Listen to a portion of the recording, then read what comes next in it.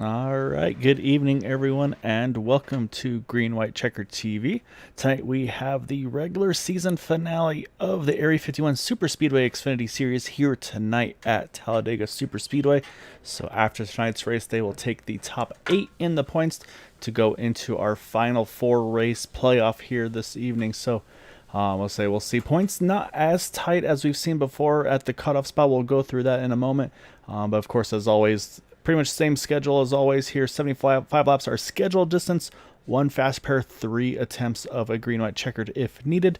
And these drivers feel this should be right on the edge of it being a 2-stop race. So we'll see if that comes into play or not. And also, of course, got to wish all the dads out here watching and racing tonight a happy Father's Day. And I say a little bit of an extra bias one to my dad as well. So unfortunately not racing tonight, but hopefully watching, and say definitely looking forward to seeing you here in a couple more days. So hope you're doing well. Love you, and we'll see you here in a couple days. All right, so talking about those points, let's pull those up here. As on up front, you've got Pierre de Borgia with a comfortable 40-point lead over Gabe Butler, who's pretty much taken this midway of the season by storm in that number 1 car. Going to try to see if he can make it 3 in a row. You got Cody Nagels right there behind him, Sebastian Marin, and then the final 3 in the playoff points as they run: Todd Siebels, Vicente Guerrero, JD Crow, and Eric Laurie. That's actually 4, not 3. I can't count very well, apologies. But the big part here, though, is look at the points, though, between Eric Laurie and Jay Hilliard in 9th. Say there's a pretty decent 18-point margin. So for Eric, he's just got to probably play it careful here. And the other thing, of course, to mention is the drop week.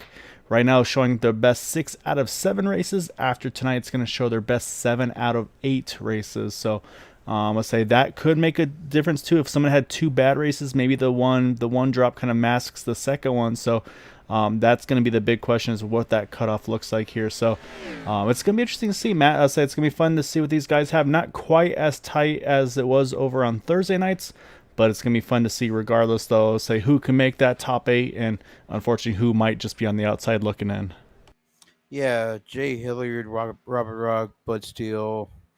I see them boys the outside really looking in, but Jay Hilliard and Robert Rugg are probably your best bet. They have to have a really good, solid finish for it to make the top 8. They are what about? Yeah, about 18 out. Math is hard. Yeah, I know. Yeah, they're 18 out. So, but you're right. I think realistically, yeah, it's probably between those two, because Bud Steele's actually another 24 behind them. So yeah, I think mathematically, it's really between Jay Hill and Robert Rock. Can either of those two find a way to sneak in? But of course, the concern is then, does it come at the expense of an Eric Laurie or a JD Crow, Vicente Guerrero? So of course, you never want to see that, but I mean, it's unfortunately super speedway races. A lot of things, unfortunately, can happen that are out of your control. So, well, what I said, and that's why we're here. That's why everybody's here racing. That's why everybody's here is watching to support their favorite drivers, and hopefully for some fun 3-wide racing here tonight. Yeah. So, like I said, the JD Crow, Vicente Guerrero, Todd Siebels, they're probably going to have a very bad night for them not to score, as many points as they need to. Yeah, the big question mark is going to be that I think the drop week, as like I said right now, the points we had shown, it shows basically the top 6 out of their 7 races. After tonight, it's going to actually show their top 7 out of 8 races. So if someone maybe had 2 bad races and maybe it masks one of them, I'll say, then when you get the second one applied to it, I'd say that could make a big difference. So we'll definitely have to wait and see. I'll say I'll be as quick as I can on the point side of things to have that ready for you all to kind of have a formal decision. Okay, here's our top 8 in the points after tonight's broadcast. So bear with me. We'll try to run through those as quick as we can. But qualifying just about completed here, Matt. And it looks like we're going to have not an unusual sight up front on the front row here tonight, but it's going to be breaking up maybe the domination that we've seen from a certain driver that we're very familiar with here at Talladega up front. So we'll wait for that, just for everything to complete, just so we can be absolute certain, because I never want to jump the gun, if you will, on those things. So that looks like we have just about completed qualifying. There it is. So now we can officially pull up our starting grid for tonight. And it's going to be Everett Lane on the pole position here tonight in that number 24 machine over JD Crow, and it had to go to the Look at it, it's beyond the thousandths of a second, Matt. So into the tens of thousands between Everett and JD. So hats off to both of those guys. And then a whopping 6 thousandths to Sebastian Marin, Cody Nagel, Zach Workman are top 5. Then you got Eric Lordy, Peter DeBorgia, Joe Delvecchia, Vicente Guerrero, Keith Horner are top 10. And 11th, you got Derek Walker, Dave Bingle next to him in 12th. So we're continuing down the order. 13th, Derek Gilray, Joshua Gathright, Bud Steele, Joseph Morales, Brendan Briggs, Robert Jordan, Jimmy Crow Jr., Gabe Butler going to be starting in 20th. The first of those not to put down a qualifying lap. And then Donald Stewart, Robert DuPont, Robert Rock, Jay Healer, we just mentioned him right now, in 24th. And then we get to the remainder of the field here, including Bob Fitzgerald, Dan Harrington, Todd Siebels, Richard Sanchez, Dean Wilkinson, and Charles Sanchez are 30 scheduled starters here tonight.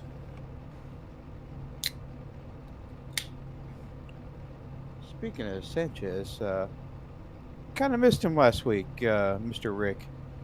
Yeah, I gave him a hard time too. He's like, hey, he as I was just a misunderstanding, just kind of jumped out before realizing that he still had to do an interview. So hopefully he can get another one in here, or maybe if things go quick, maybe we can pull him in and get a week delayed interview, if you will. So we'll see what we got. But you can see the field all starting to grid up here. Looks like just about 2 cars remaining to make their way in. Now down to 1 driver left, and I think that is the grid for tonight. So on pole position, that front row we mentioned once again, going to be the 24 of Everett Lane. And again, went to the tens of thousandths of a second, Matt, between him and JD Crow on the outside as the field begins to roll off here to start their warm-up. Do you think we could surprise him with a little pre-race interview before we get going? Just to make up for it? Ooh, that's not a bad idea. Well, I'll say if you can cue him up here, yeah, we can give him a hard time here. Let's see if I can get him.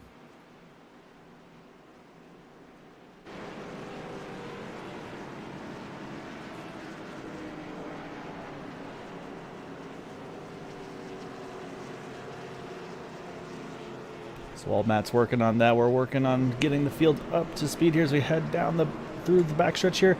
And as say Matt's been able to do, we pull in that number 510 of Rick Sanchez. Got a podium last week.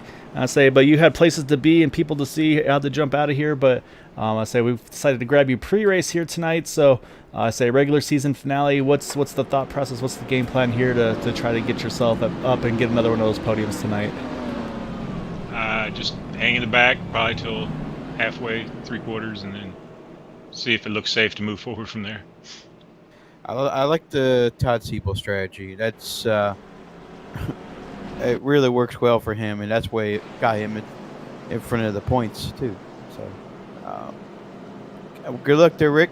Hopefully you'll survive out there. It's the last week for the points. Appreciate it. And sorry I missed you. I completely forgot about it. I was thinking about what I could have done better to keep Gabe behind me next time. Anyway, buddy, we wish you luck here, and good luck to you.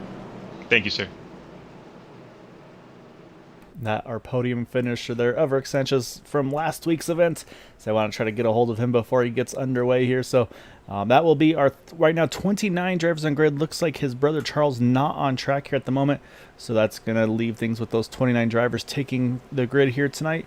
But up front, we mentioned the 24 and the 5. Again, the initial start always on the green flag, and then from there on, it's at the discretion of the leader.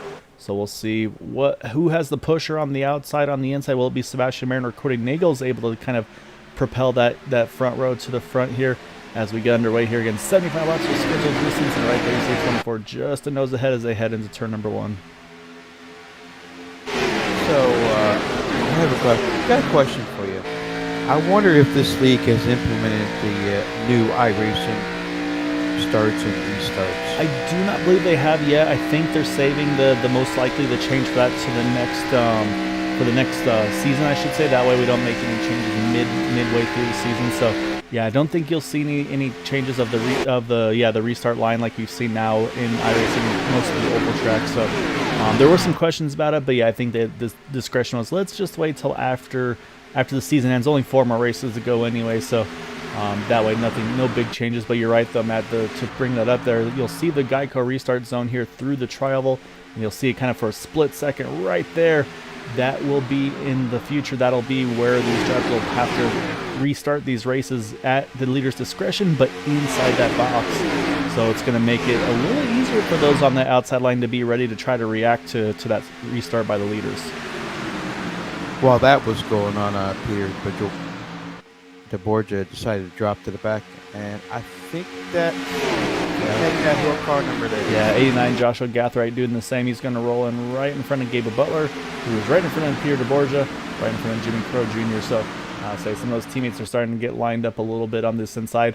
And I think this is the fuel savings, Matt, we talked about. These cars, they said if they can go green from start to finish, it is right on the edge of it being a two-stop race. So I think these guys working the fuel mileage early here tonight. That way they have something to work with later on in the run. Again, this all being based on, again, the kind of the way the field is set up currently. If we get a yellow at some point, of course, it'll definitely shake up the fuel strategies and all that. And then at that point, we might see some different strategies. But right now, though, really one big mover so far tonight, and that's the 07 of Robert DuPont. He's kind of cruising on the inside line right behind Derek Gilray. So Robert up 9 positions in that 07 car. Everybody else is about 1, 2, maybe 3 positions. I say Brandon Briggs, one of those in that 63, just off camera there. He's gained about 3 of those spots as well. But yeah, right now Robert, one of the few that's made a good chunk of it early here. And now he's just kind of cruising right in the back of this 2-wide pack, which is turning into a 3-wide pack, as Cody Nagel is going to jump to the top here, trying to lead that 37 of the Keith Horner.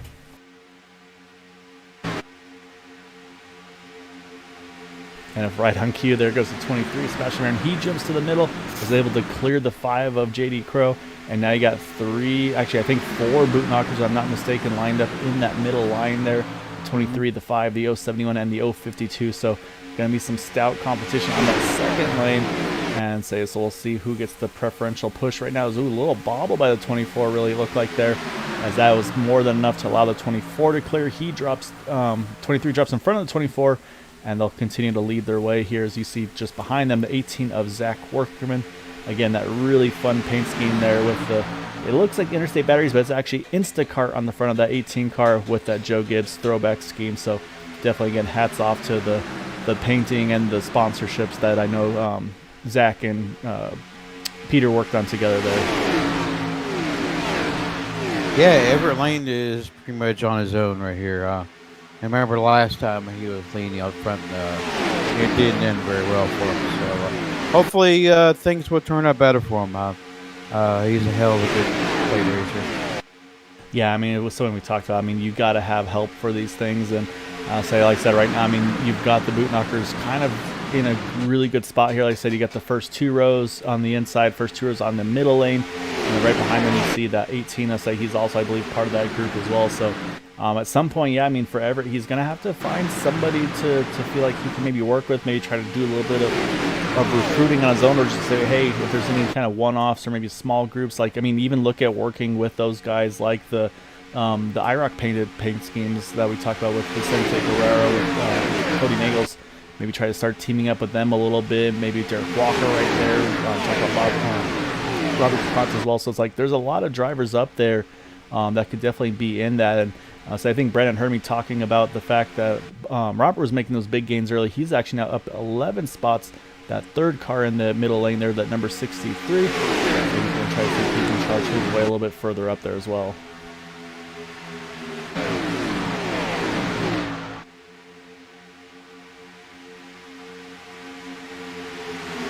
A little bit different paint scheme for the 20 tonight, gone with the old pink scheme. Kind of like that. Yeah, I'd say definitely a kind of a magenta pink, if you will. So yeah, definitely one that should stand out in the crowd. Kind of goes with the theme of those IROC cars goes outside too. So you got the limelight green with cyan blue, and so you got the magenta pink there. So all he needs is an IROC paint scheme on there, and he'd fit right in with those IROC boys with Vicente and Cody. So, but yeah, some good looking schemes to say, and that's something we see week in and week out. These guys always have some good original schemes. Always somebody that likes this kind of switched up over the course of the season as well. But like I said, I'm still pretty biased. Let's say I can't get away from that number 46 of Derek Gilray. I just always really enjoyed that super flow from Days of Thunder with the kind of the play on words with the flow racing on the side of it. It's the one I've always enjoyed out of him. He's got a lot of great stuff on training paints as well. Speaking of Iraq boys, looks like Derek Walker is showing them to that very top lane and try to make something work here. And it looks like that lane is starting to trickle on there, Gael. Yeah, they're just getting about even with that second pack, like you said, or the lead pack, I should say, like you said, trying to lead that third lane.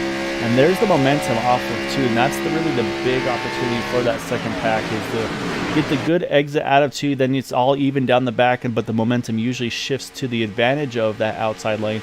And so you see got right to the side of that 071, but again, the longer distance kind of pushes them back a little bit through the turns, then they just kind of try to regroup and kind of regain that lost momentum on the exit. So, and also mentioned on that top side popping in there to kind of have some fun with them as well is the teammate to that little bobble there by those guys. The teammate to that number 20 though of the 82 of Dan Harrington, Dan hopping on top there as well in that Transformers car as well to try to work with that teammate and with those the IROC teammates there as well. So yeah, right now let's say they got kind of a four-car duo, if you will, there with the 2 teammates in the front and 2 teammates right behind them. So. But I think Dan might be rethinking that a little bit here. Looks like he's rolling back just a little bit new, playing a little safe here. Even though Derek and Dan are in the same chat room together, I really think Dan's going to be committed to the top here. So. I say with all these guys doing what they're doing, though, I like Bud Steele's position right here. Oh, just stay a couple tenths back. Yep. Room to work with. Got some drivers you're very familiar with right behind you. I say looks like he's got some smuckers on the side of that number 6 Camaro there. So I say Bud's always one who likes to kind of switch up the paint schemes a little bit as well there. So I'll say maybe actually trying to see. Yeah, I think just looks like just smuckers. Trying to see if there's anything else on there. So maybe we can get a top 3 interview with him, get some more backstory to that number 6 car. And then you say you got a couple guys behind them. I'd say I think. So I'm trying to double check the paint schemes there. As I say, I know that 60 still rolling the Looney Tunes car, but I trying to take Travis Jordan says he's got Superman on that car as well. So I say he's got Camus looks like wheels and direct drive on that one, but Superman on the hood. So say right now he's cruising just right now just inside the top 20. Like I said, I think a lot of these guys just playing that fuel mileage here, Matt. Waiting till it's the right time to make those big moves, which up front though also there's not a lot of room to go, because they're still 3x3 up about 5 rows deep right now.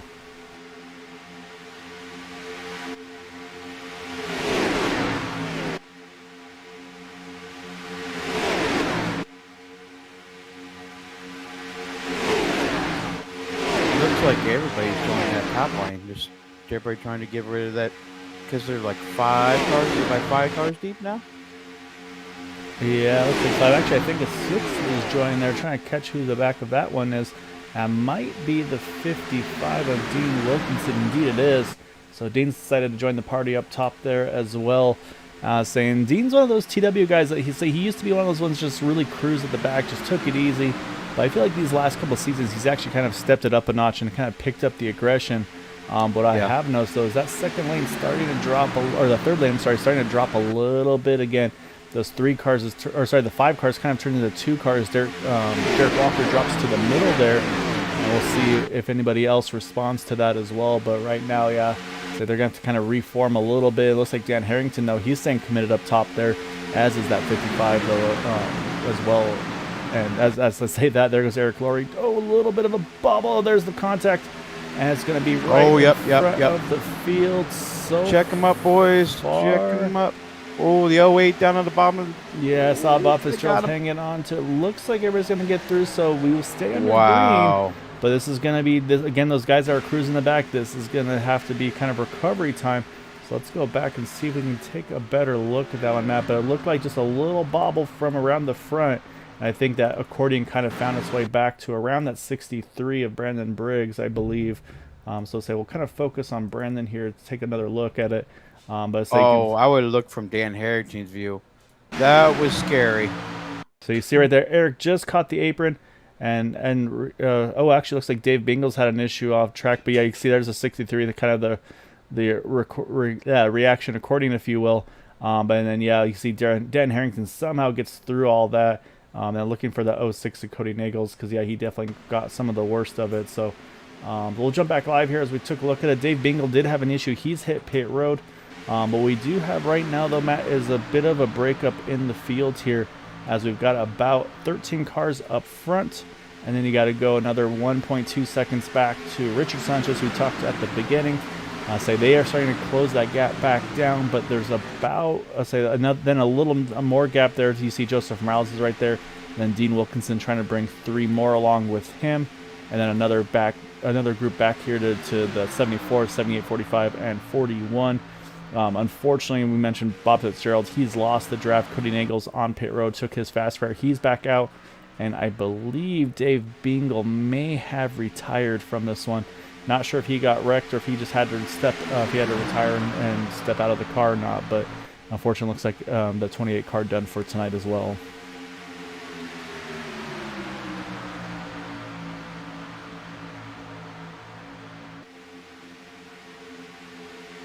And then, yeah, say that second pack definitely on its way. Say last time by, actually, that 5:10 ran the fastest lap of the race. So say that group is all back. So now you've got 18 cars here in this main pack.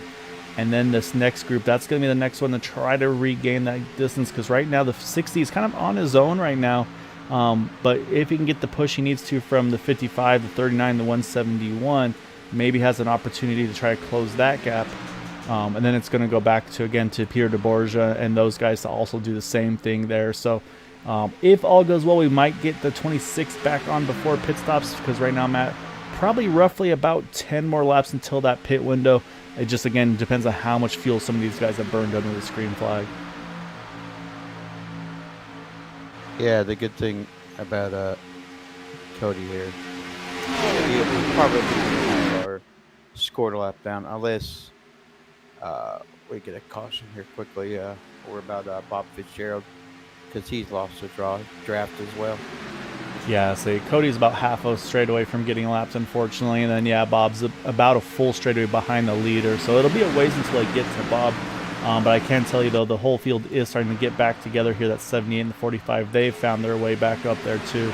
Just about a half a second from Robert Rock now. So pretty much, you'll say, once you get back to Robert Jordan, that's going to be right now kind of the caboose of this lead pack. But he is back on the group here, so it's about basically another 4 seconds or so from the leader of Eric Laurie back to that number 74. So right now, all those guys have done a good job to recover. As once again, you see Eric make that big move to kind of clear the inside line, and then he's going to pick up Sebastian Marin as the 24. Though Everett Lane, he's still hanging on pretty well there, even without having kind of any official teammates so far. But I say Everett always wanted to keep an eye in these races.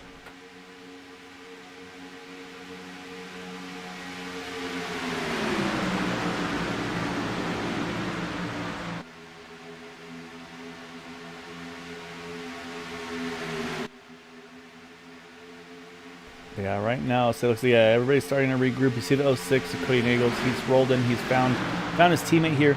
So this could be a potential strategy, though, for the 06. So you got a teammate behind you. Do you play it safe and save fuel, or do you get aggressive and try to get back to the front? Because, I mean, right now the problem for the 06 is pitting on lap number 13. Basically, he's going to most likely have at least a lap or two probably where he won't have anybody to draft with, so he's going to kind of be off on his own for a little while if he stays out when the leaders all pit. So I think, like I said, Matt, this is kind of that, what's the right strategy for that 06 at this point? It's going to be kind of probably one of those ones you just got to play by ear, and unfortunately kind of back to what Vicente's had to go through a lot of these races, having to try to recover from the back and get that track position back, get that lap back. So but right now, though, after that almost incident there, it's really kind of shaken the field. Everybody's really kind of settled in here, and everybody's given a lot of space. All 2x2, only actually 3 cars running that second lane right now. So I know the 06 and Vicente are in the same cap. So that being said, I really think that Cody's going to stick with his team here, not cost himself more time on the track. Yes, I think the question will be, in the next 5 or so laps when everybody else starts to make their pit stops, what does the 06 do? So, that's, I think, going to be the kind of the big question for Cody here. Because it just depends on pit stops. If someone doesn't have a great stop, maybe he has a chance of kind of cycling back into that draft and still holding as that first car one down. But his ideal is if a couple cars go early, if he can find a way to tag onto the back of them to then basically claw his way back to the lead pack, I think that would be ideal as well. Or like you said, Matt, he just kind of basically pits with the leaders and kind of continues that strategy. Of course, he'll be able to take a lot less fuel than these guys on his pit stop again, as he pitted on 13, whereas everybody else is yet to pit. So it could give him the option as well of just kind of pitting with the leaders, then jumping out, kind of being the tail end of the lead lap, if you will, while everything starts to cycle. So we'll see. We'll see what the right strategy is, and I'm sure that's kind of what the 06 is playing with as they run here. But say right now, the battle's up front here, that 24 and the 071. Saying at some point, one of these lanes is going to have to give to try to get to pit road here, and again, probably about the next 4 laps, I'd say. Yeah, I'd say the 24 and the 37 will work really well together. Those two guys are still one of the best pushers in the league. So it's the only way you're going to have to beat them boot knockers team. So you see them all lined up with 1, 2, 3, 4, 5. So there's 6 cars, all boot knockers lined up on the inside road. Yeah, you're right. I think you got the top 5 on the inside. Yeah, you got Eric Laurie, Sebastian Marin, JD Crow, Joe Delavecchia, and then Zach Workman. So yeah, very, very stout by these guys right now. Some of their teammates of theirs a little further back again, having to try to recover from that kind of that accordion from the incident that everybody stayed straight there, so it kept it under green. But yeah, it definitely shook up a few drivers. Of course, we mentioned the 28, the 06, and the 08, the 3 by far getting the worst of it, unfortunately. So right now, though, like I said, yeah, it's all about pit strategy. And I think what we're seeing right now, though, I think Everett Lane is just being shoved for all he's worth by Keith Horner, trying to see can he get him to clear that inside line. And so far, the answer continues to be no. So the question will be, yeah, when does that pit stop have to happen? It's like, because you just have to worry about the fuel mileage. So we'll see, can he get a big charge here down the back in that number 24 and the 37.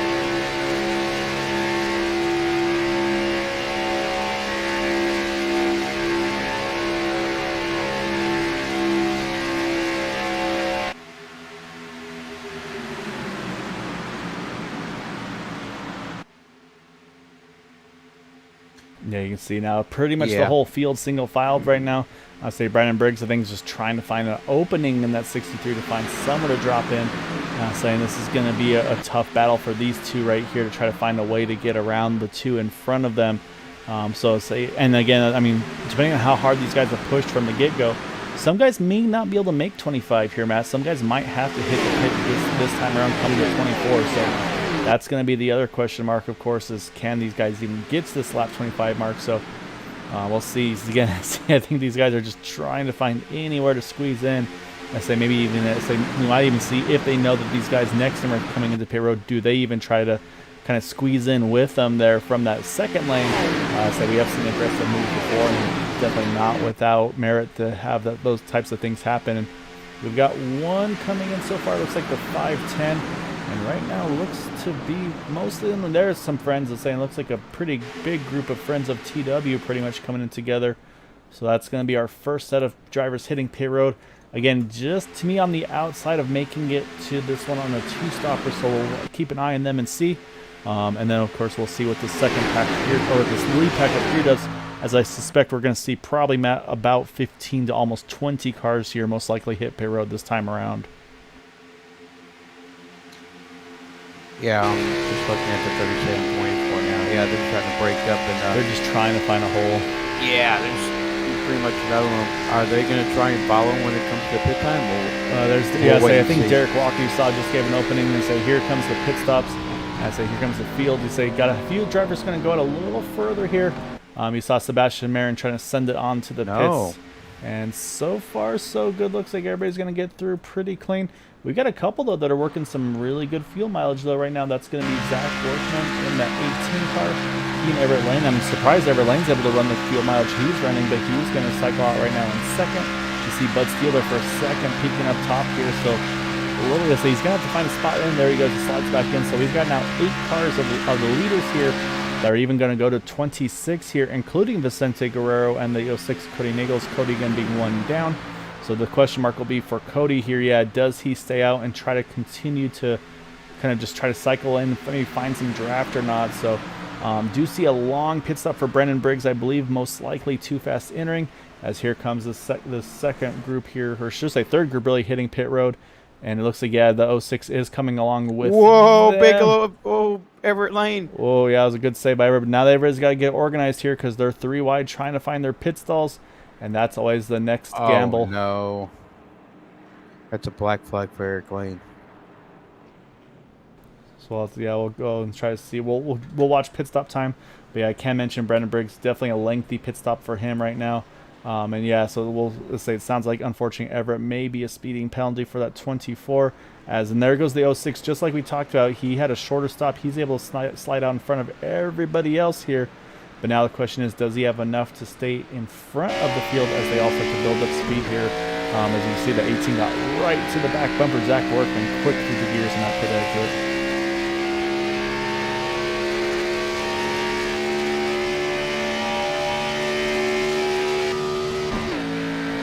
Also looks like a good pit stop by Bob Fitzgerald because he's right there as well. You can see that Napa car starting to peek in the picture, that blue and white car. This is actually going to be a fight for this Lucky Dog right now, Matt, because this is the 06 right here. And there's the 08. But look at the second lane. Oh my goodness, look at the momentum there by JD Crow. Yeah. So are those the other cars situation right there? But right now, so there it is though. That's 06 right now is the Lucky Dog. But just behind him is that 08 of Bob Fitzgerald, and that's a great pit stop by Bob there to be able to get in and out with the draft there with where he was. So definitely hats off to the 08 here. So he's going to definitely make this a fight. And yeah, you are right. Unfortunately, that 24 did get a speeding penalty as well for Everett Lane, as he's just rolled out of pit road as well, only about a straightaway ahead, which not what Cody Nagels wants to see either, unfortunately. And then also need to mention Brandon Briggs had about a minute pit stop there, so I believe that might be a stop and hold plus the length of the pit stop as well. So unfortunately, it looks like about two drivers, I should say, unfortunately, got pretty hurt from that stop, and then also a lot of time lost for the 74 of Robert Jordan. He's about a half a lap behind. So right now, Matt, lead pack after pit stops is about 21 drivers.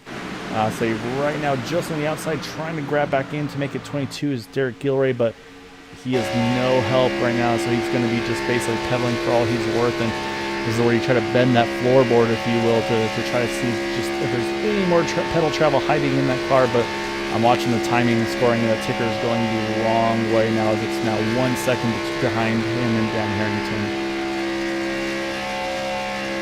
We got pretty much 2 races in the lead pack. Here comes the Lucky Dog battle. Yep, here he comes. Yeah, I'd say that 06 getting a great push from that 41. So I'll say as things are at the second, Cody Nagels just a nose ahead of that 5, so he would be the tail end of the lead lap. And saying looking for the 08, there's the 08. He's just kind of sitting comfortably. So yeah, so if you're Bob Fitzgerald, you are the biggest Cody Nagels fan right now, as Cody's going to clear. He's going to drop in low, because also now we're going to add one more to the mix though, Matt, and that's that 24 of Everett Lane. So this could get interesting here. Thought I saw a little smoke there for a quick second. Looks like everything okay. Wow. But yeah, so this is going to definitely start to shake things up a little bit, because I'll say, what does Everett do here? Because he's kind of between a rock and a hard place. And it looks like, yeah, he's going to unfortunately have to make that tough decision to drop to the apron, as the leaders are 3 wide behind him. So he's going to have to try to just basically keep the momentum up, find somewhere to slot in here to be able to hold this draft and not kind of make any more time loss. And there he goes. Perfect job at 24. Now he's just got to make sure he can grab a little bit of draft, and he should be okay. But so right now, our leader is in that middle lane, Pierre de Borgia. On the inside, again, lap car, tail end lap of lead lap is the 06 of Cody Nagels. And then Richard Sanchez, again, our podium finisher last week, rolling that third lane now. He's got help from that 37 who loves to run those outside lines. And then Dean Wilkinson is there as well. A little bit of a bobble in that middle lane there, as always makes it a little bit scary. But right now, everybody's still holding on strong. But yeah, so you start to get a little nervous and you start to see those bobbles.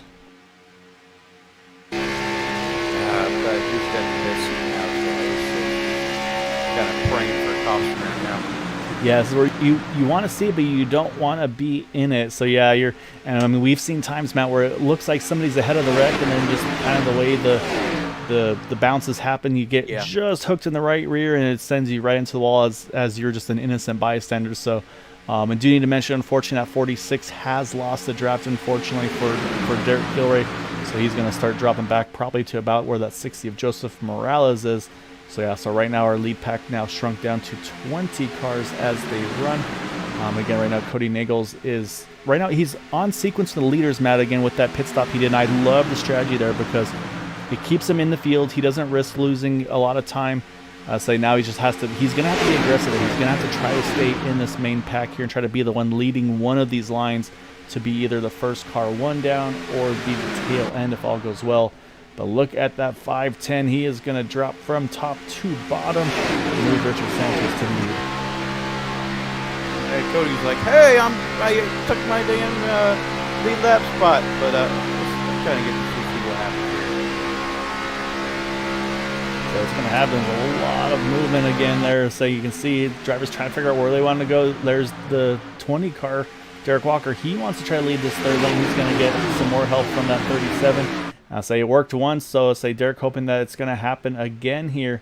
As you see the 41 there, he's going to actually drop to the inside line. That middle lane actually is just pretty much falling apart here. So look out the back of that 510 because right now everybody's pretty content here to ride.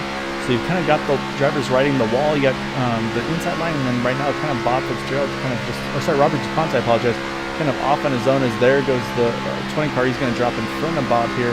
So we'll see, but yeah, I mean, look at it. You've got about 3 rows right now back to that to the second and third lanes here. So Richard Sanchez made the move at the absolute right time to take control of this race.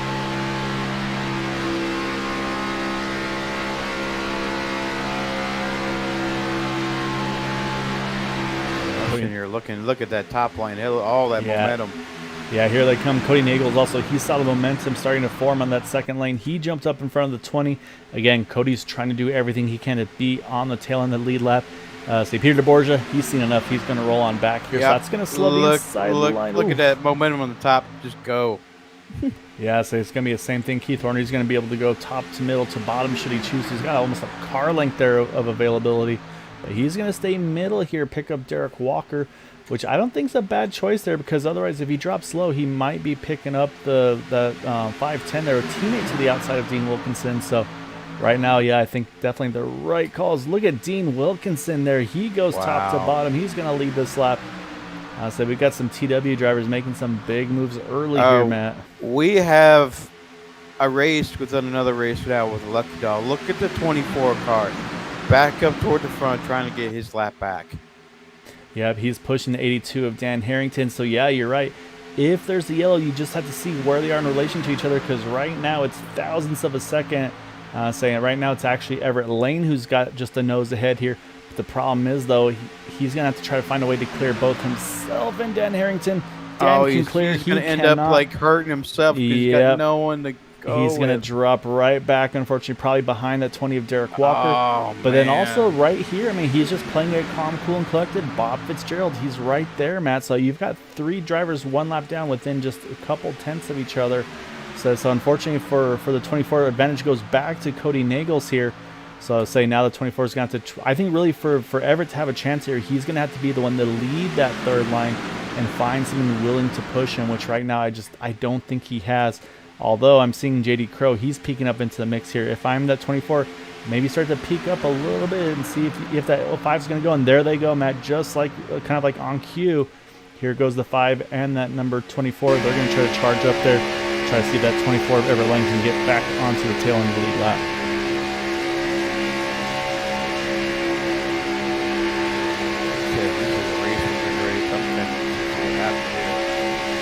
Yeah, and unfortunately, if you're the 06 Cody Nagels, you're trapped. It's like, man, I want to go somewhere, but I can't. I've got cars on the outside. I got nowhere to go. And you can't force anything crazy. But now, last time by, Dan Harrington leads the lap in that number 82, so definitely seen a good showing out of he and Derek Walker so far tonight. Again, still lots of racing to go. Not quite at the halfway point yet. I believe that'll be 2 more laps here. But Everett Lane, I say just that ebb and flow right now. Right now, Cody has it. But that was pretty close between the 510 and 37. Oh, man. Yeah, these guys are pushing hard here and starting to get that aggression back up, Matt. And I mean, we still got another almost 15 laps to little pit stops. 14 laps. Yeah, about 14 laps till pit stop. So you saw right there just a little bit of a kind of got off center there with the 5 and 24.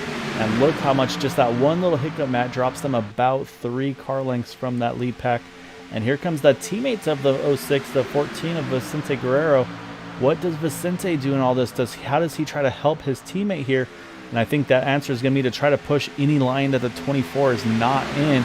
And there he goes straight to the bottom in the same lane as his teammate. But I think what we see from Vicente is probably he will not run that 3rd lane.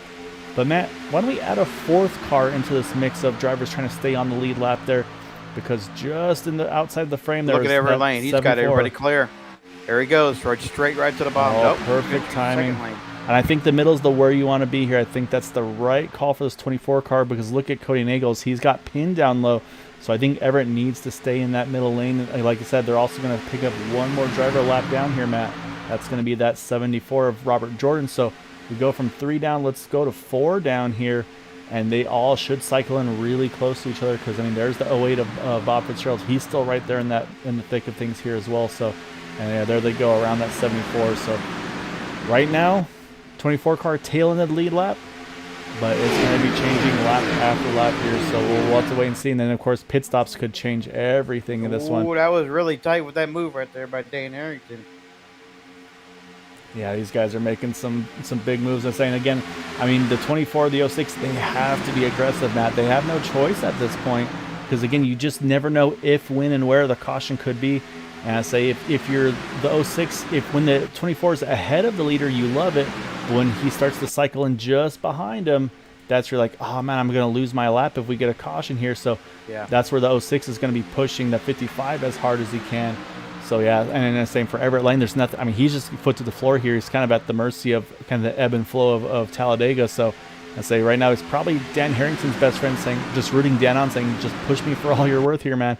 But, of course, got to make sure that Dan also keeps his temperatures in check as well.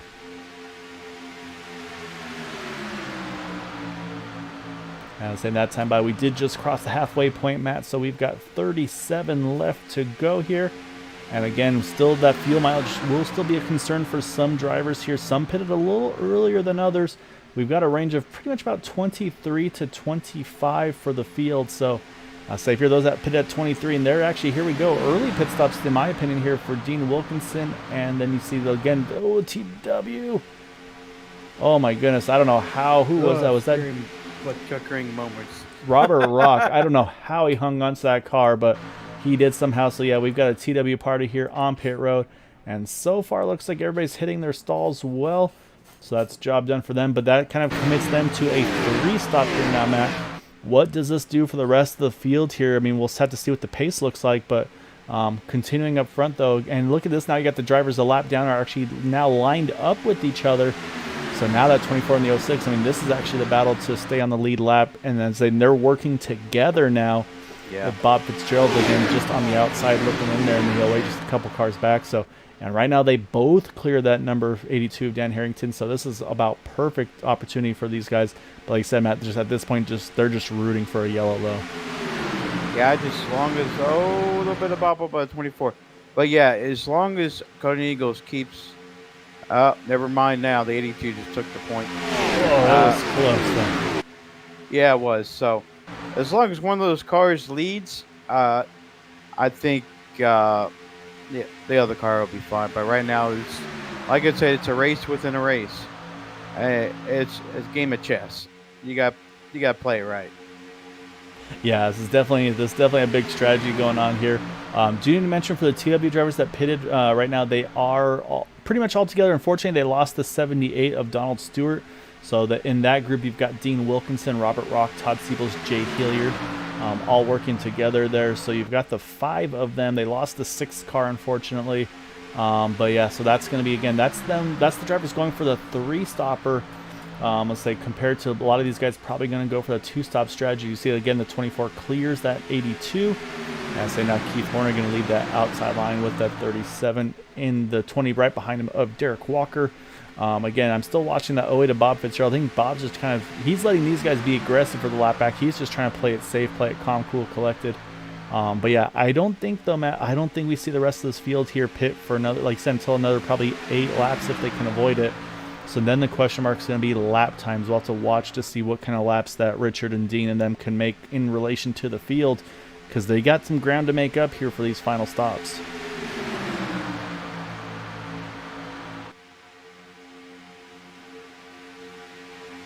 Yeah, I'm kind of curious what kind of strategies is Cody Nagle just try and get right in front of the 24. Well, I think for Cody, I think he just actually, I think his best bet here is just to sit where he is, because he's only got 2 cars to his outside. He's got a whole train behind him.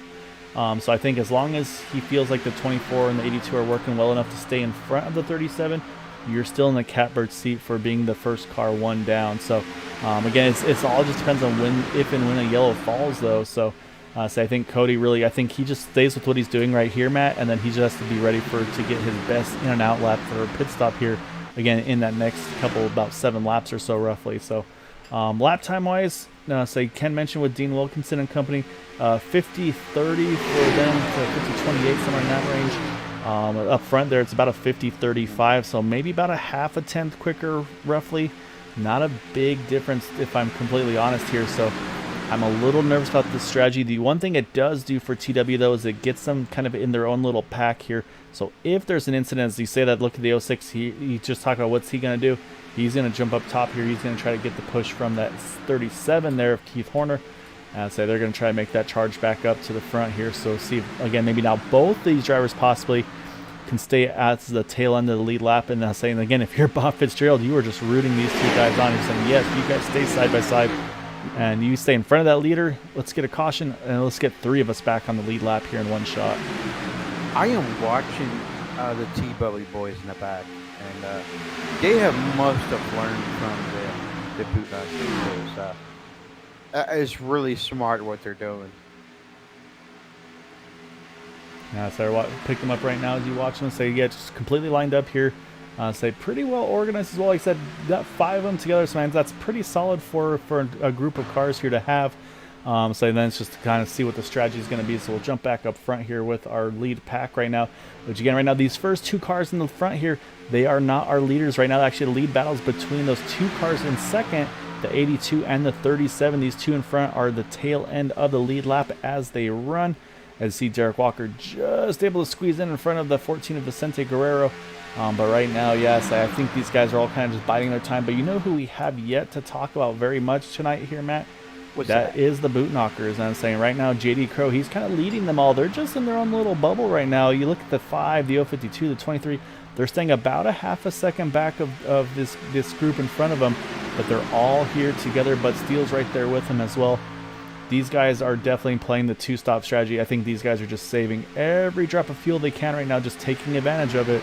Because again, they don't need to be making blistering lap times right now. They just need to run good laps, save fuel, go, like I said, go to at least lap 50. If he gets to 51, even better. Just lets you be a little more aggressive on that final stint to the end. So we'll have to see kind of which, if we stay, again, this is all pending things staying green, but right now we'll have to see which is the right decision here. But I think that's exactly what we're seeing out of these guys with being led by JD Crow. It's just kind of just sipping fuel as little as they can here, but continue to just use that draft for its benefits.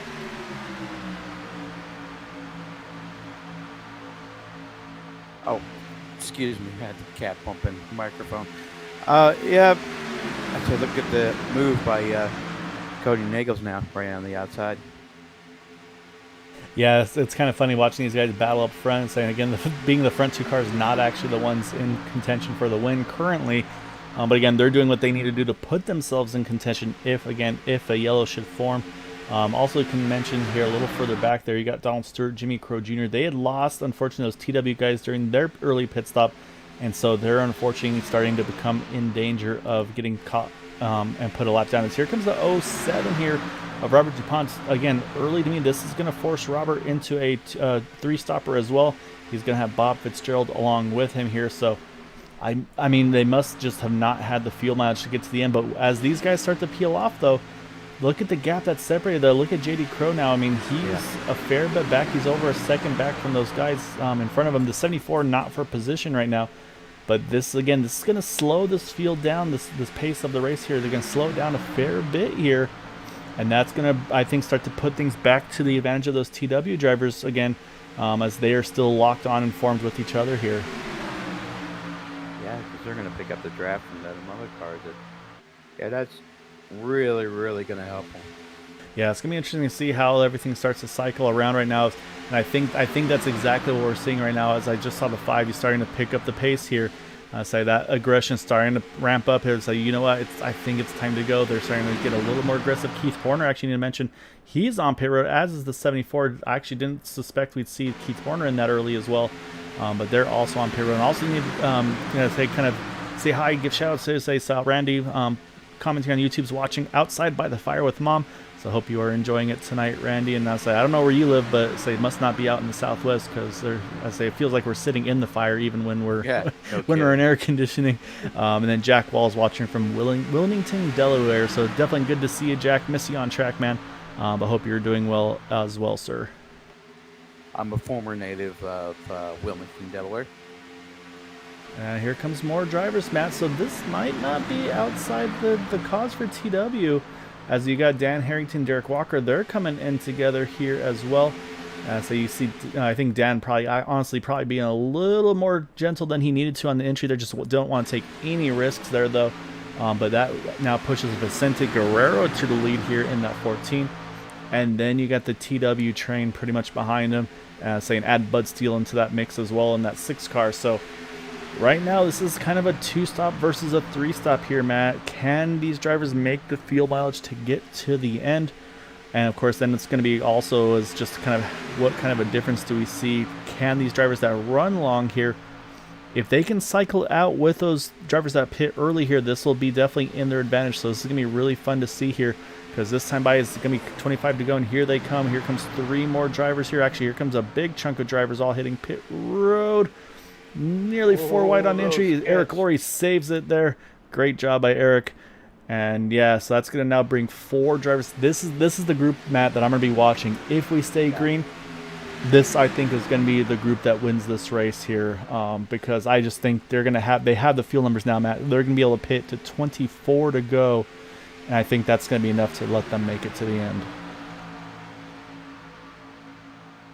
Once again, they've nailed the strategy, took the time, and methodically stretched the fuel, and it's going to pan out for them. Yeah, so we'll wait and see. I mean, nothing's set in stone until it's there and done. But yeah, here they come. This will complete at least our second, potentially final set of pit stops, as Gabe Butler sends it on in there, kind of channeling his inner Sebastian Marin there on pit road. He sends it deep. So let's see. Hopefully he got in under speed as well. So that's going to complete our cycle, Matt. So then we're going to see where does everybody else come out in relation to one another here. Oh, a little bit overshot there for Bud Steele. He had to back the car up. We'll see if the goal for him now is he just needs to be able to hang on to his lead drafts. But let's go back now and look at the drivers that pitted and where they are. And right now you see Richard Sanchez. He's actually worked his way around some of those drivers there. So say right now they are our net leaders as they run. So we'll kind of keep an eye on the rest of the field rolling out of pit road. And Gabe Butler did have a safe exit there. And it looks like they got the 4 of them together looking for the 6 of Bud Steele. And unfortunately, I think overshooting the pits unfortunately really hurt his chances here tonight. So we'll kind of keep an eye and see where he cycles through. But right now you've got pretty much the boot knocker train here as they're going to build up speed in this. This is pretty much the perfect scenario. Yes, they're going to lose the lead here, Matt, but they have no pressure now. They just need to sit, ride, save fuel, and this is their strategy to try to win this race. As they've got now a lap advantage over these guys right behind them there, the 06 and these guys behind. Oh, it's close there, but that one car, say it's apparently not. they're going to keep racing, but they're not ready to just back it down. Yeah, I was wondering when the iWork boys are going to hook back up together again. You know what I'm saying? For Cody, he's still trying to fight to get back on the lead lap. But what we have now, though, is so we have 3 TW guys. They've kind of broken the way by just a couple of car lengths. That second pack, they'll catch back up here once they get started back out, which it looks like they're starting to do now.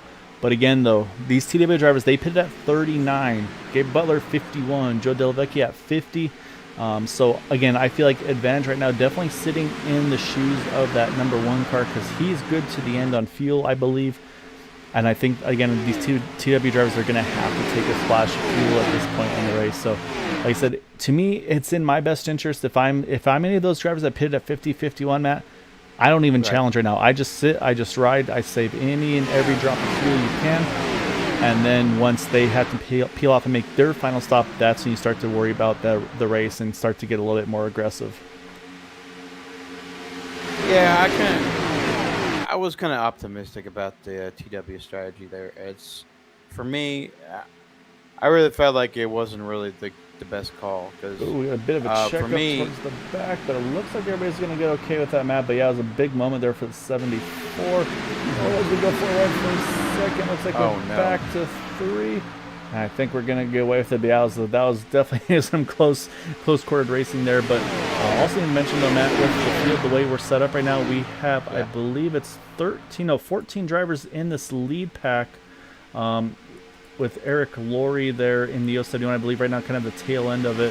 Let's say Robert DuPont's trying to catch back up, but unfortunately, again, he's over a second back. So unfortunately, I think we're going to lose that 07 car, which will drop us from that 15 on lead lap to 14. Right now, TW still continues to lead with that 510, the 55, and the 171. I still think fuel turn is the way to go. I think we do that every Indy race, so it's like. But like I said, these things don't have fuel maps and fuel gauges in real life.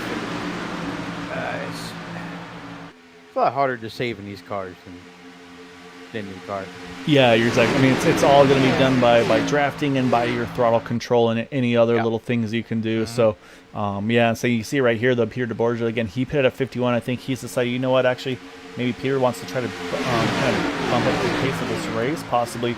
Maybe try to force some of these guys that are tight on fuel to run out of fuel if needed. And there goes the 06, Cody Nagels. He needs to try to get back on the tail end of the lead lap, or at least be the first car one down. And joining with him once again, Everett Lane. They're right together. Jay Hilliard's actually in this lucky dog battle as well in that number 59. So we do have a number of drivers here that are going to be fighting hard. So that whole concept of backing down, just saving and just riding, it's completely gone out the window, Matt, because we're back to 3x3 here. Again, battling for the lead, battling for lucky dogs. But yeah, I mean, if I'm in this pack here, I'm taking it easy. If I pitted at 50-51, you know you're good to the end. You just want to stay out of any potential incident here. I'm just saving fuel just in case you need it there at the end. I would like to be where that 89 car is right now, where Joshua is. Just to have enough time to quick react in case something were to happen. I'm going to just be quiet. Yeah, I kind of like where Josh is too. But yeah, I don't blame you, I say, because these guys are going after it right now. Did you mention Jimmy Kerr Jr., Donald Stewart, Todd Siebels? They've all hit pit road. Said this will definitely be their scheduled final stop of the race. And that's the next part too, is Matt, with these guys that pit around lap 39. So again, kind of do say about 20 laps or so for those guys. Actually, here they come now. They're going to all hit pit road.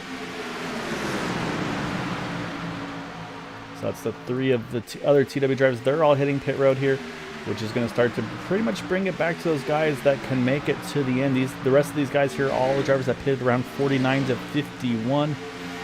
So there are a couple of pitted at 49 that say they'll be a little bit tight on fuel. I think they have to save here to be safe, in my opinion. So that's going to be Dan Harrington and Derek Walker.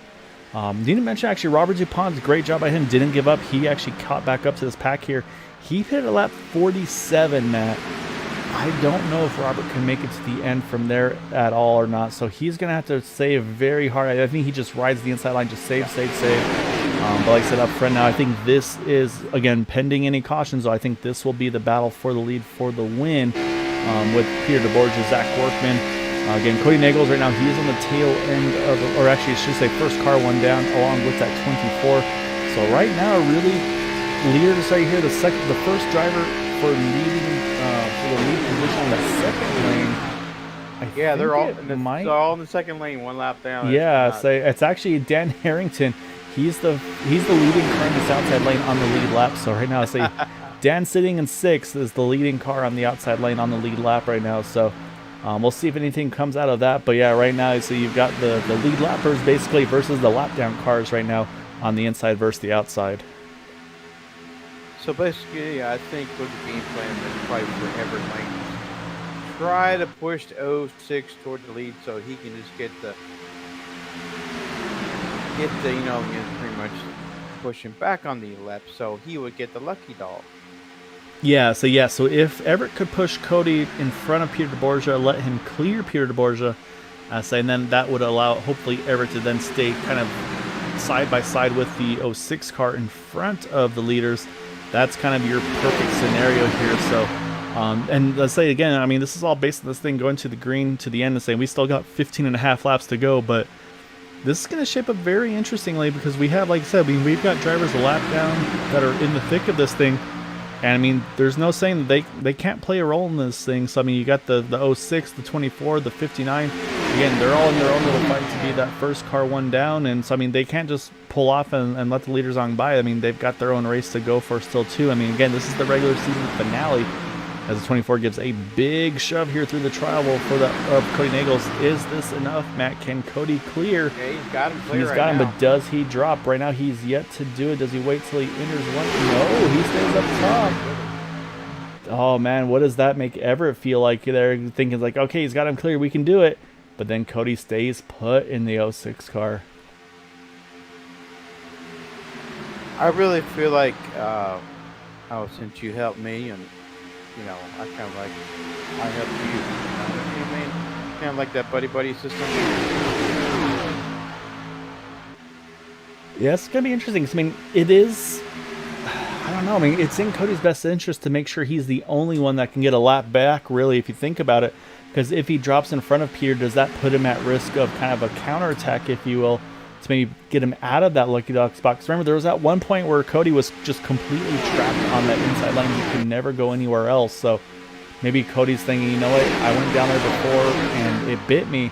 I don't want to go down there again. So, but yeah, I mean, if you're the 24 though, like I said, I mean, you're like, man, I cleared you. Why didn't you go down? And now if we get a caution, I'm going to get screwed from it, basically. So it's going to be interesting. I mean, there's a lot of strategies. I mean, I was saying, obviously, at the heat of the moment, drivers are going to definitely be flustered, frustrated with one another. Not saying that's the case here. Say they might have a strategy that we're not aware of in the booth. But right now, though, like I said, I mean, if you're Peter DeBorgia, I mean, you got a teammate cruising right behind you in the 18 of Zach Workman, and saying, and then all your competition, they're basically all pinned back. Yeah, there they go again. One big push. Yeah, let's see if he does anything with it this time or not. As again, it looks like he's gonna clear, but does he take the position? And still looks like no. The answer is gonna be no. He hangs on to that spot. So I'm starting to see some drivers start to creep a little bit further forward, Matt. I think they're realizing. I think that alarm clock is starting to go off, saying, you know what, we gotta start positioning ourselves here to win this race here. And yep, there, and that's what I was looking at. Move. I was waiting for that. It was only a matter of time. I think that was the frustration out of Everett Lane. He said, I've cleared you twice. You didn't take it. At this point, I'm going to work you hard here. And they'll say they're going to squeeze each other. I think that might be, we just talked about maybe a little bit of frustration there. But here comes some teammates to help. Look at the 06, the 14. The 14 is going to pick up his teammate here. And unfortunately for Everett Lane, he tried to make that third lane happen. Nobody took it with him. So he's going to fall straight towards mid-pack there. And that's a tough break. But oh, look at Gabe Butler there. Just waited to the last second, just squeezed up in front of the 14. The 14 and the 06, we know they're going to work together. Nothing happening there. They're going to try to fight to stay in front of that one car. The only thing I can really think of is they consider him as a threat, to win this race if they put him back on his lap. And there's Joe Delvecchia. He clears the one of Gabe Butler. They're going to line up on the middle lane as well. So right now you've got teammates starting to get all formed together. And remember, we're talking about that Lucky Dog battle, Matt, who we hadn't talked about in that whole group. Derek Gilroy, he's now sitting in the catbird seat as they run. We haven't even talked about him. He's put himself right into this conversation for Lucky Dog if something should happen. So right now, I say not so fast. Yep. Here comes the 06 once more, pushing his teammate. So right now you got teammates a lap down, pushing his teammate to try to get the win here. 11 to go, Matt. Looks like Vicente led that lap there. Yeah, so now you can see Joe Delvecchia just nose ahead here. But right now you can see the inside line's got a little bit of distance between each other there with the 18 and the 41, but that might be the 18 just building a little bit of temperature back in that car to try to kind of make another charge here. So yeah, so right now, I mean, it's all going, Matt. I say we're 3x3 Oh, once look again. at that push by Gabe Butler. Yeah, Push, Gabe push, clears that inside line Yeah. for himself. He drops down 23, Sebastian Marin. He jumps to the back of the 052. And here's the 24 back, Matt. Look at that. Everett Lane, he's found himself a new lane to go and a new partner to work with. And I say now he's right into the mix as well. So now he's put himself back into that lucky dog position. These guys are just going tooth and nail right now. This is becoming a hell of a race here. I say it's 10 to go, and I say it's basically all bets are off at this point. It's looking like right now. So up front, these three are battling for the lead. There are no lap cars in the front of these top three drivers, but we do have some lap cars helping these lines right now. So again, mentioned the inside lane, you got the 46 of Jared Gilray. The middle lane, you got the 24 Everett Lane. The outside lane, you got the 06 of Cody Nagels. And they could play a big part in who can win this race. Again, pending, we got to still get to that white flag before that would even come into play here, Matt. Can these guys do it for 9 more laps to try to race it amongst themselves here for the win?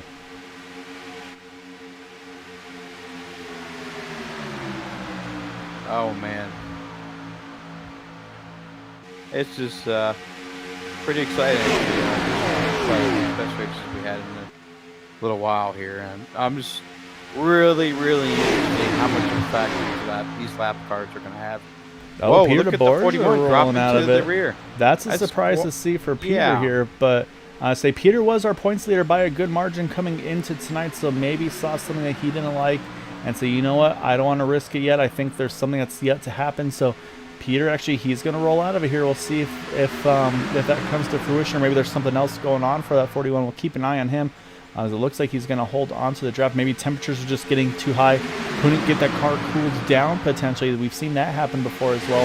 That gave a little bit of life for a moment to that middle lane, but look how quick Zach Workman got right to the bumper of Gabe Butler, and that inside line pretty much lost no time there. So, yeah, kind of an interesting call there, but we'll see because we still got 8 to go here. And again, it's anybody's guess. Right now, as they run, it looks like it's going to be between the 1, the 052, and the 18. Or actually, the 152 and the 14, apologies. But again, I mean, you never know in these closing laps when things start to get wild. So right now, you see Joe Delvecchia just a nose ahead there in that 14 in that Yoo-Hoo car. And then you got the IROX to the outside, Guinness and Instacart to the inside.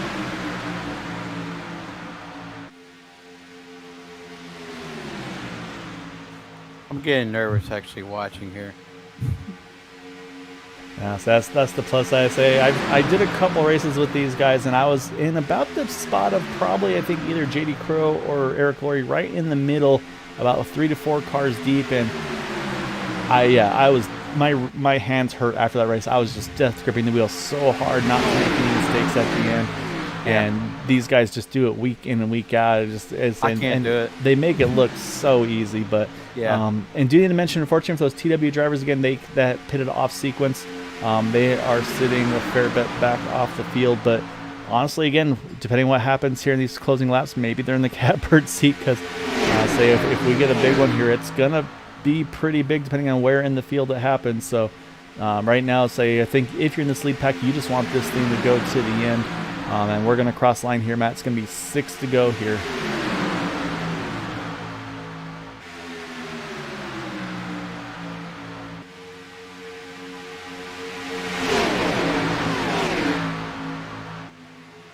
All it just takes is just one mistake. I don't want to see these guys make a mistake. I want to see it go to green to the end. Yeah, it'd definitely be a fun one to see him go from start to finish to the end under green, and then run like this 3x3 for about 15 laps plus 3x3 as well. And you see right there, Joe Delvecchia just not quite enough to clear that number 1 car of Gabe Butler. But I don't know if you're Joe. I don't think you want to clear the 1 car of Gabe Butler. I think you want to keep Sebastian Marin as your pusher. I mean, that's probably one of the best guys you could have as your pusher here. I really think I'm watching that top lane right there. I wonder if they're going to start really pushing about 2 to go, and it's just keeping that outside lane all wound up. Yeah, and that's exactly it. It's kind of who can keep the momentum built up at the right time. So basically, yeah, you're going to have to, at some point, you're going to pretty much have to throw caution to the wind and say, you know what, if it pops, it pops. But I think you save that until probably about, I'd say, out of turn 2, I would think, on the final lap. At that point, then it's kind of all bets are off. So I think for now, though, these guys have to just stay just enough apart, try to keep that temperature as best they can, and then make that late charge here. Because, yeah, like I said, we're under 5 to go here. Coming around, it's going to be 4 to go. And again, Gabe Butler, Joe Delvecchia, they've been the ones that have been able to just nose ahead here and there. But every so often, that third lane gets a big push from that outside line. And you can see they've actually kind of built a little bit of separation there with that 59. As we'll see maybe a different strategy at some point by the 24. Oh, there you go. Look at that, Joe Delvecchia. He clears the inside line of Gabe Butler. He drops low. We'll see. Does this give him an advantage to either side? No, you're fine. This is going to be really interesting. You got some good pushers, all in the one car, the 24, the 06. I'm just interested to see what's going to happen. This is going to be very interesting to see. I was surprised, honestly, to see Joe drop to the inside like he did to clear Sebastian Marin, but it's been working. I mean, look, he's still kept a nose ahead. Look at that. He's actually going to jump back in front of the number 23. As you see, unfortunately, that's a heartbreaker. Bob Fitzgerald has to roll out onto pit road there with 3 to go. Unfortunately, didn't have the field to make it to the end here. So these guys are going to continue on here with 3 laps remaining. It's back to 3x3 with those same 3 as it was just a moment ago. And I say they are starting to catch traffic a little bit, Matt, but I don't know if they're going to catch him if they can stay green to the white flag. Because right now they've got about a half straightaway distance between that and the group, including the 5'10" of Richard Sanchez, Robert Rock, and I think Dean Wilkinson, if I'm not mistaken. So we'll see, though. But once again, look at that big push by Sebastian Marin, but look at that, could not clear himself. He has to stay middle there, but look at Joe Delvecchia once again just stays committed to that middle lane here as these guys are starting to get a little squeezier on each other, just kind of pushing a little harder, kind of starting to run each other a little tighter here as we get 2 to go. I don't think much of a factor to those guys up front. No, I think they're just far enough out of the way here. So, oh no, Cody Miller's blew a motor. Oh, and there was a saying that's and that's gonna bring out the yellow. Oh, the whole lead pack involved in this one. Gabe Butler's in it. You see the 14. He's up on his lid, just sliding down the infield here, and saying actually not going to flip it over either. So he's going to have to take a tow here. Oh, and man. That brings out a yellow mat with 3 to go. And unfortunately, a tow there for him. But some drivers involved. Even we thought they were in front of the wreck there. The one that gave a Butler, that whole rear end deck lid is just gone out of that car, the TV panel. Let's go back. We'll take another look at this one because this is going to change a lot here.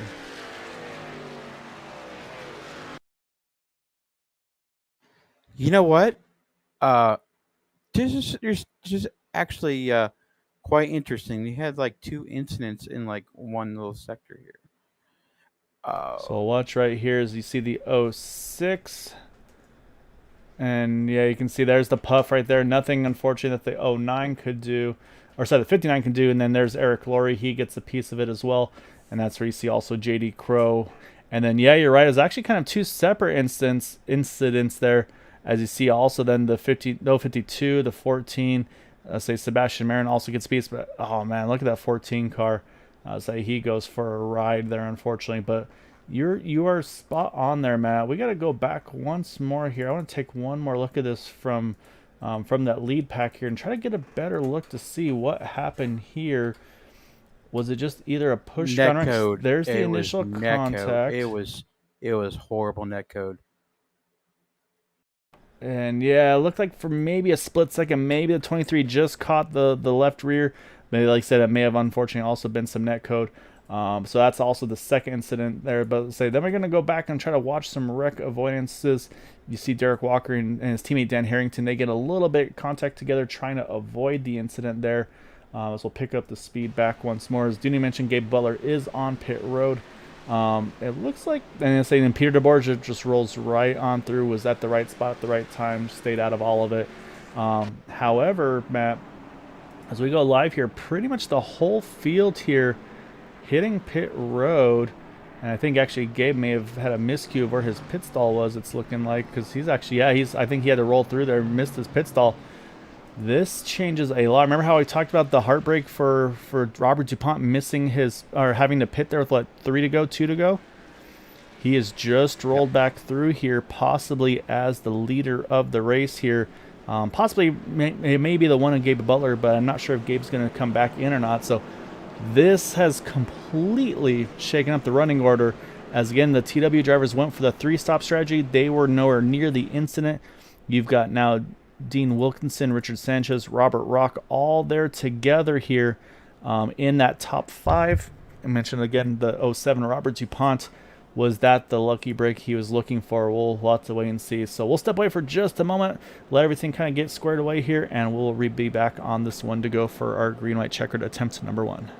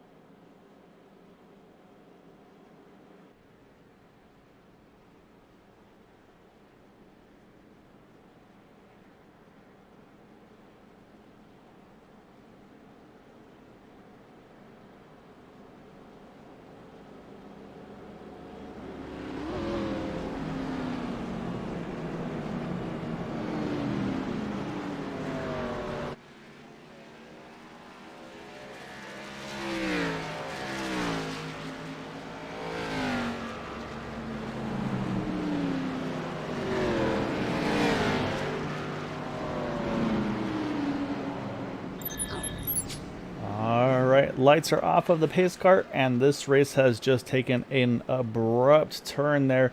It was looking like it was going to be pretty much a 3-way battle for the win at the end. A late yellow completely changes the complexion. At one point, you think the race is over for Robert DuPont, having to pit with 3 to go there under green. Caution comes out. He actually cycles out as the race leader here. And we kind of written off the TW drivers as well, with them having to do that 3-pit strategy not quite panning out for them. They now restart 2nd, 3rd, and 4th. And then the rest of the field, Zach Workman, JD Crow, Peter DeBorgia, all those drivers all came in for some fuel as well. So unfortunately, Gabe Butler, I believe, missed his pit stall. He had to roll back in around the 2nd time. He's going to fall out of the top 15 here. Oh man, this is up for a potential wild one here, Matt. But right now, if I'm that 07, you love the track position, but at the same time, you are not looking for this restart because you are surrounded by TW Motorsports here.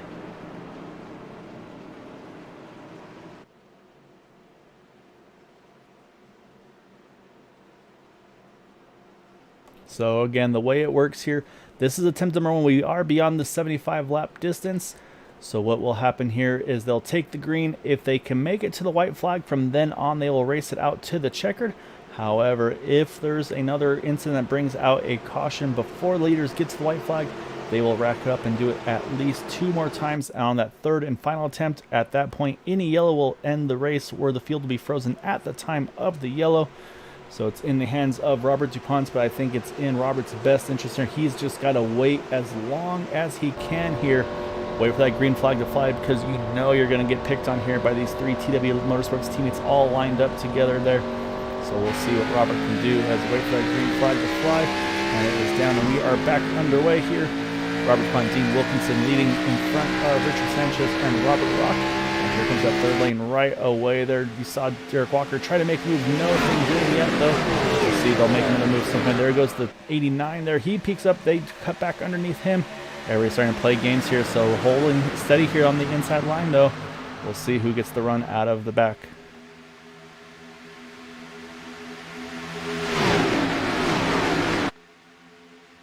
Right now it's Dean Wilkinson with the nose ahead, I believe enough to clear. No, not quite enough to clear. Here comes Pierre de Borja getting a big push from that number 5 of JD Crow. And we are 3 by 3 here. As again, they can get through 3 and 4 and get to through the trial. This will be the first and only attempt over green light check, and then from there we will race it to the finish. So we'll see what we get here. Looks good, like they're gonna make it happen. So we are getting it. White flag is out, 1 to go. Will it be Dean Wilkinson, Pierre de Borja, Robert DuPont, or will somebody else throw their name in the hat somehow? And right now it's anybody's guess, but I say you got teammates on the outside, teammates in the middle. But I'll say you got the short distance with the 07 car. We'll see what the right move is, and right now it's pretty even, heading to the back for the final time.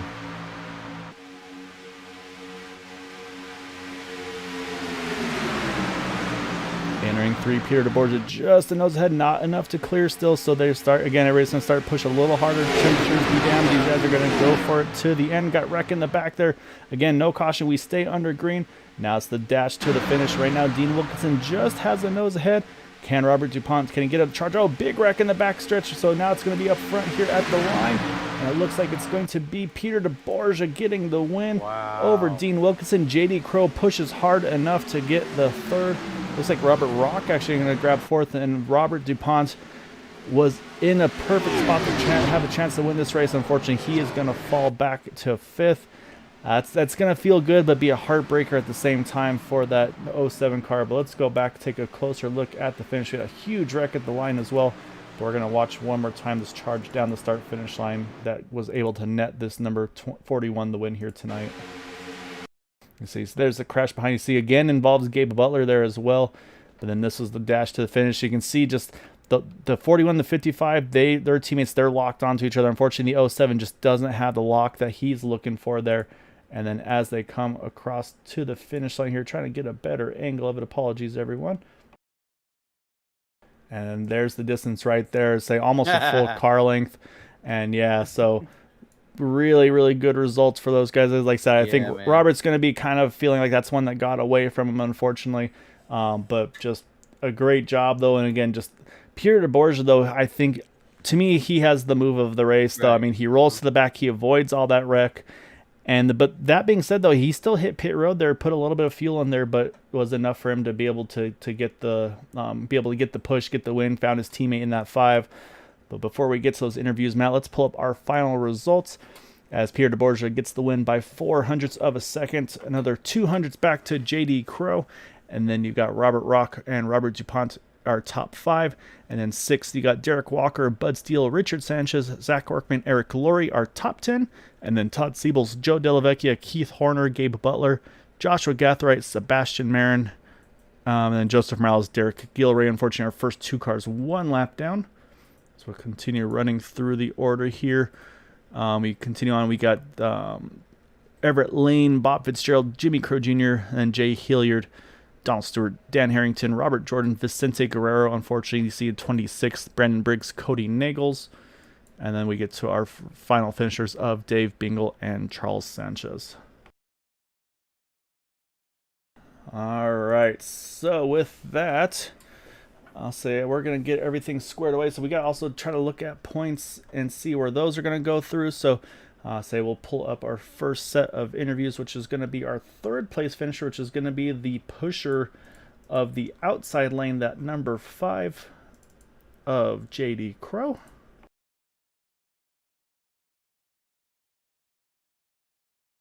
Let's go to Hunt JD on over here. There he is. Let's get a word with that number 5. All right, we got a 3rd place finisher here. JD Crow, do you copy, sir? I have you, Gael. How are you tonight? I am doing well. That was a wild one tonight. I mean, it looked like it was going to be pretty much you guys up front there. And then that caution with about 3 to go, if I'm not mistaken, just kind of put the whole race on its lid there, quite literally for at least one of the drivers there. And everybody hit pit road there pretty much that took a splash of fuel, but then you had a few drivers there that were able to stay on the lead lap as they kind of were going for the 3-stopper versus the 2-stopper. But then you and Peter able to get hooked up to that third lane, and I mean, you guys made that thing work there on that last lap. Yeah, we it was such a shame because I know that was a big pack there, and there was a lot of. I mean, I don't know how many were in that pack with us that were at least one lap down, and I think one of them popped a motor and kind of caused that chaos. But yeah, and then we got some damage, so we lost our instant free bonus, and so we had to fix it and went in and put some extra gas just in case, and just fortunately came out on the high side and got a little bit of run, but not enough early. And then Peter was able to work his way up, get in front of me, and then I just ran it till it blinked red and figured it was either a pop or we were going to make it, and fortunately we made it. Yeah, I mean, that's kind of one of those things in these races where when you get to the last lap, you're just like, well, it is what it is, and yeah, so you're gonna do what you got to do there to get to the end. I mean, was it just basically the fact that you're able to restart on that top, or yeah, the second lane, then and then obviously work your way with Peter to the third lane that you think made the difference tonight, or did you feel like you were gonna be able to find a way to get to at least one of your teammates there at the end?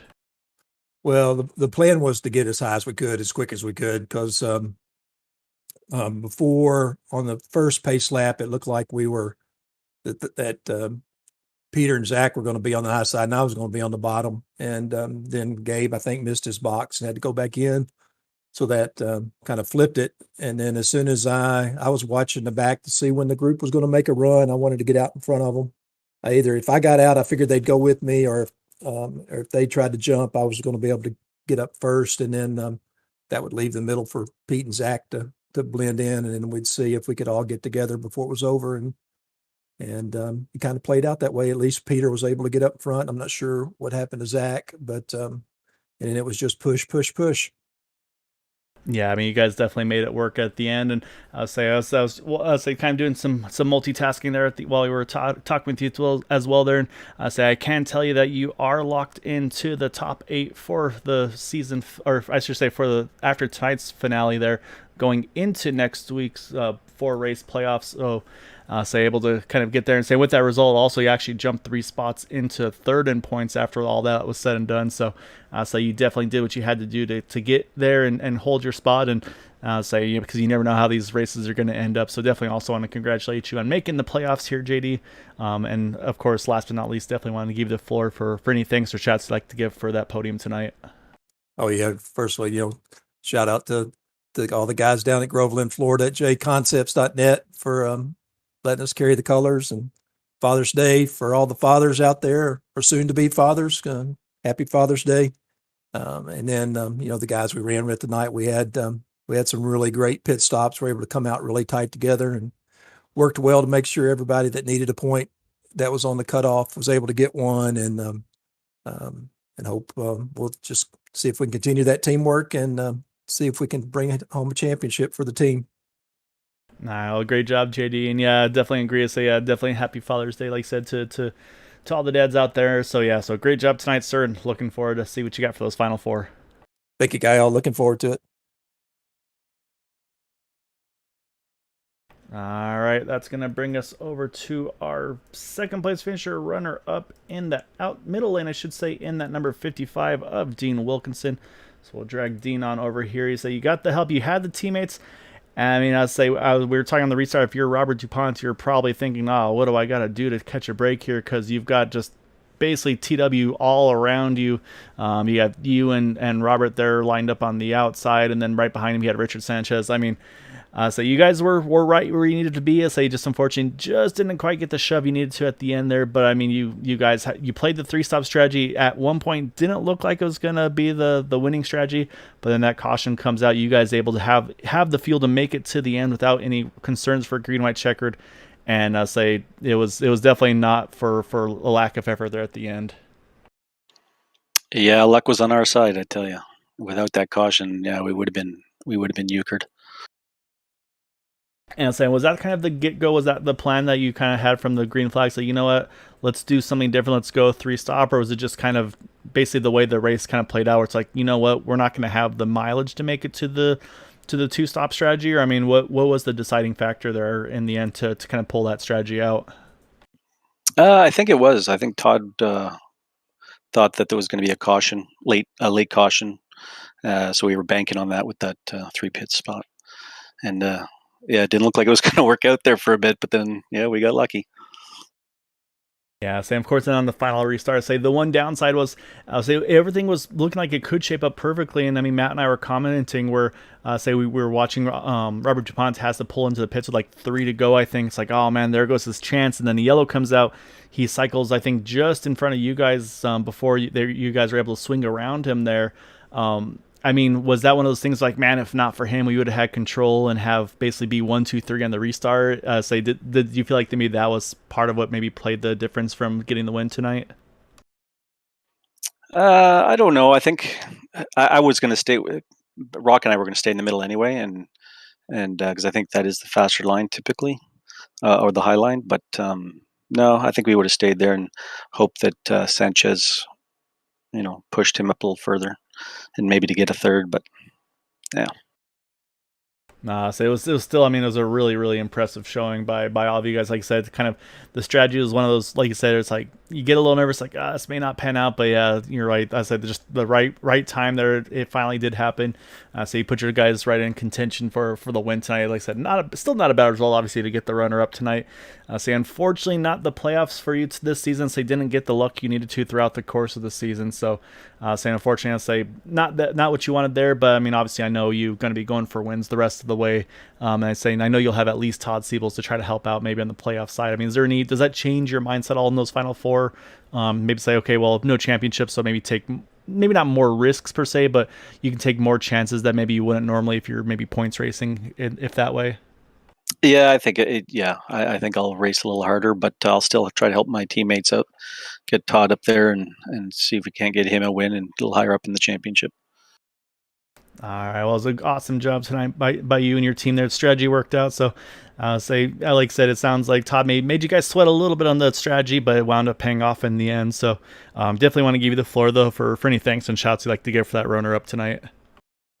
Oh, well, I'd like to thank Area 51 because this is an awesome league to race in. Thank you guys, Green White Checkered, for the broadcast. Always enjoying. I'm going to go back and watch that now.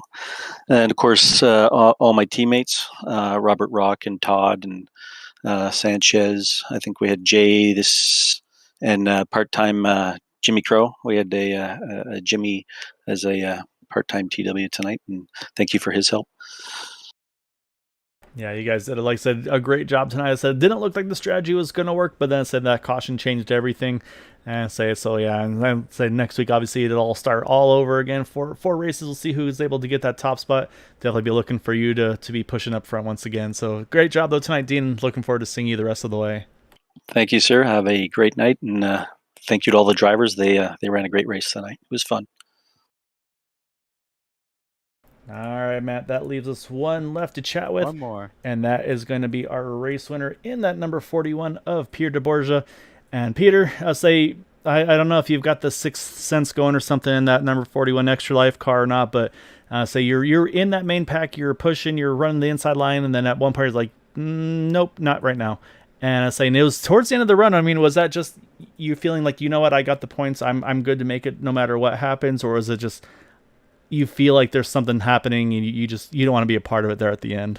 I mean, there was like a bunch of checks and balances and measurements that kind of went into that decision, and they were kind of all telling me to do that. It was, I was good on points, but we were worried about teammates too. And I was worried about getting the 071 as many points as humanly possible, and I knew Eric was kind of caught in the middle, so I wanted to be back behind it to be able to give him a chance to reset if he wanted to change lines.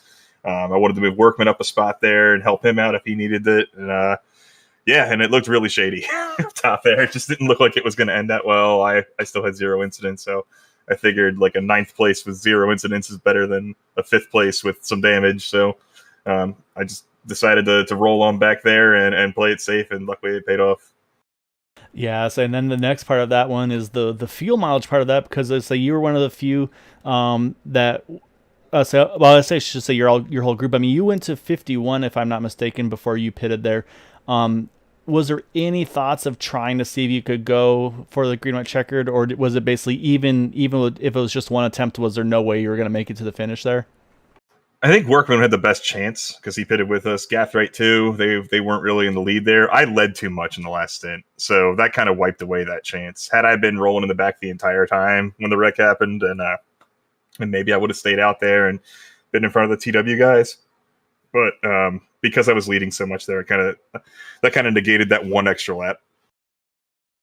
Well, it looks like the strategy wound up working out anyway, because like I said, you're able to find your way up to the front, to the top there, picked up JD Crow, and I mean, you guys, I'll say with pretty much a lot of you, if you guys can get hooked up, it's a pretty tough time for anybody else to compete against. So you did exactly what you had to do. Sounds like JD was working that engine overtime there at the end. And yeah, it's one of those bittersweet ones here where you get the win, you win the regular season championship as well, 82-point lead between yourself and Gabe Butler. And then now that it gets to reset to 0 for that final 4 to the end there. I mean, is one of those things where it feels good to be able to build that gap up, or is it like, now I got to start at 0 and kind of play this as a whole new season? I mean, what's the thought process now going into these final 4?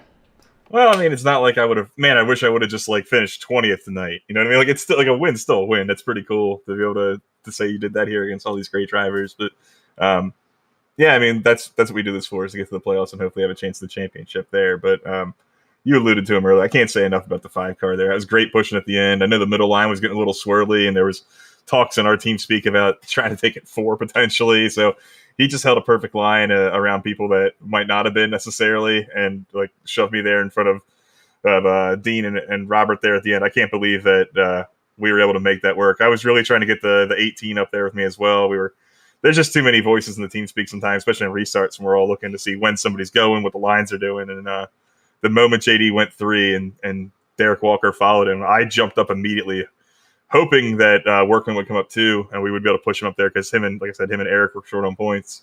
But at the very instant I did, Bud Steele got right to my bumper and pushed me ahead, and it kind of closed the gap before Zach could get up there. So I wish it had been him, because then we would have had all 3 of us lined up on the top, and then we probably would have cleared him and made it rather easy for Zach and not so breathtaking there trying to come to the line. But that's racing sometimes, and it's been a really, really exciting season. I've had really, really great teammates, and I've just been really fortunate to be where I've been.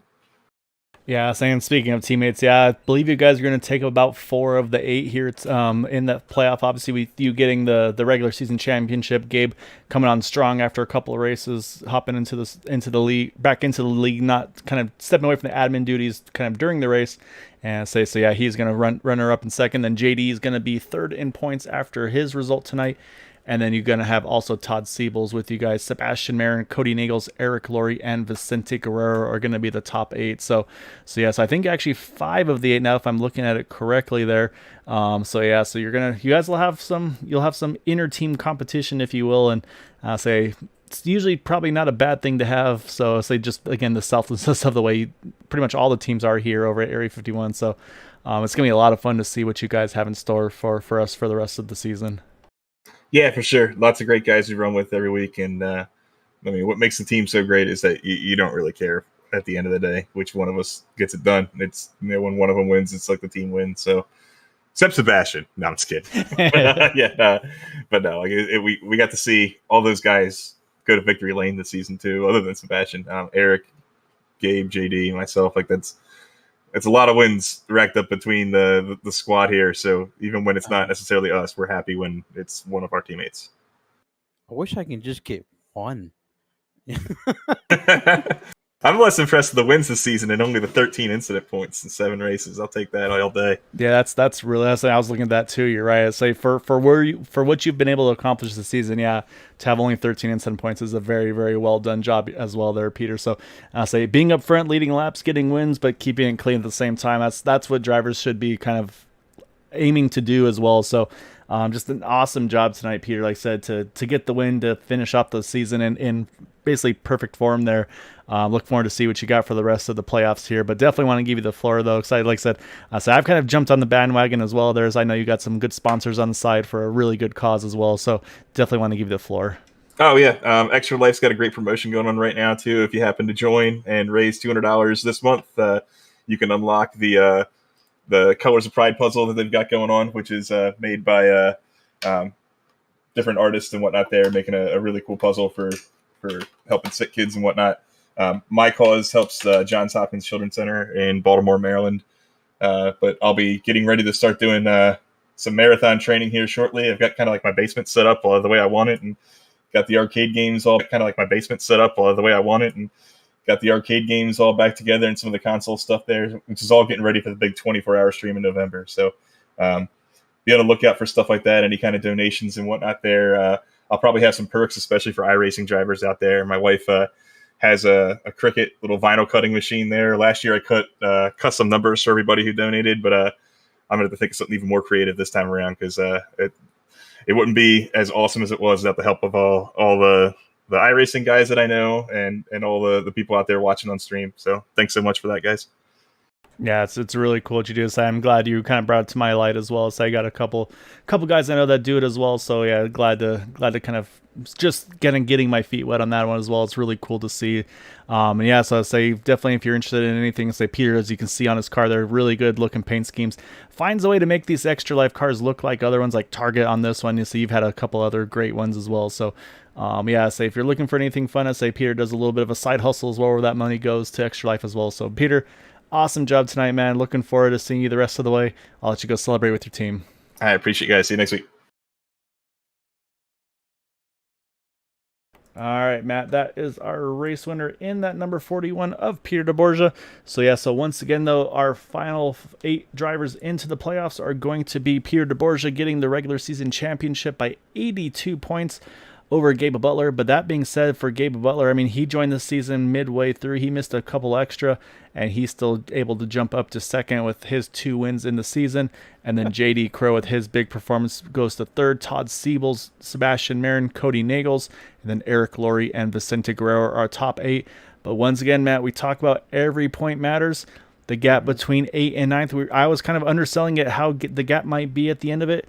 3 points difference. Wow. Unfortunately, I say so. It was a great attempt. Robert Rock finishes in 4th. Just needed those couple extra spots, and he would have had a chance to bump himself in. So, wow. And I mean, you knew those final laps. I mean, Vicente again, he wound up on his lid. He had to take a tow. He couldn't even get back and have a chance at it. So say he was probably just sweating bullets there at the end. So I mean, it's a great job by Vicente to be able to hang on to it and still be able to be into the playoffs himself. But yeah, so it was definitely a great effort by Robert there. Just unfortunate, just a tiny bit short. And saying again, I gotta definitely also give a shout out to Robert DuPont as well. Just looked like all was lost. He pitted. He kind of just took the medicine, if you will, and was able to restart with the lead. Just again, didn't have the teammates he needed there at the end to get the push at the right time, but did a great job to get that top 5. So, Matt, that's going to conclude our regular season for the stock car side of things. Obviously, IndyCar, they run the season-long championship. But over on the Cup side, starting next week, it's playoff time. Monday, Thursday, and Sunday, we'll be back into the playoffs. So it's going to be a lot to play for those. So again, all those big leads that those drivers had built up over the course of the season, all reset back to 0. So it's going to be a lot of fun. Going to be a lot of drama for these final 4 races to see who can be the one to get the championship in 4 weeks' time. Yikes. A lot to talk about. Yeah. But it's like I said, those guys you see week after week after week, you know they're going to be contenders. But you look at those the underdogs, you know the guys who we don't talk about. The 06, the 14, are they going to make some noise? I mean, I said that's the thing. That's pretty much the only other team, if you will, that's has teammates in the playoffs.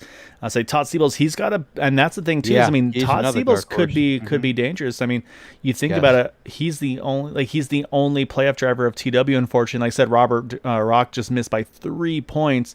But then, I mean, that just tells you, I mean, look at the teammates he's going to have able to help him. I mean, he'll have Richard Sanchez, he'll have Dean Wilkinson, Robert Rock. Like, he's going to have basically a brigade, if you will, behind him, trying to help him out if they can. But at the same time, too, drivers are selfish. There might be an opportunity to say, hey, you know what? I could get a win here. Maybe if Todd's not having the night I need, I can try to get my best result. Maybe it pushes one of the other playoff guys back a few spots. So there's a lot of strategies, a lot of gamesmanship that can be played to try to make life difficult. Because again, you're not racing 7 other cars. You're going to be racing, like tonight, 29 cars in the field tonight. So any one of those guys could make a difference in your playoffs. So that's why they do it. That's why we're here. It's going to be a lot of fun, Matt. Yeah. So, for example, the aggressive Todd Siebels we saw, I think it was about week 4. He stood up to the front the whole entire time. Todd, it's time to step up. It's playoff time, buddy. Yeah, it's going to be fun to see. So again, Matt, as always, a pleasure doing this with you. Everybody that Always. was watching and supporting us here at Green White Checker TV, thank you all so much as well. And once again, happy Father's Day to all the dads out there racing, watching, supporting. It means a ton to us. Hope you all enjoyed it tonight.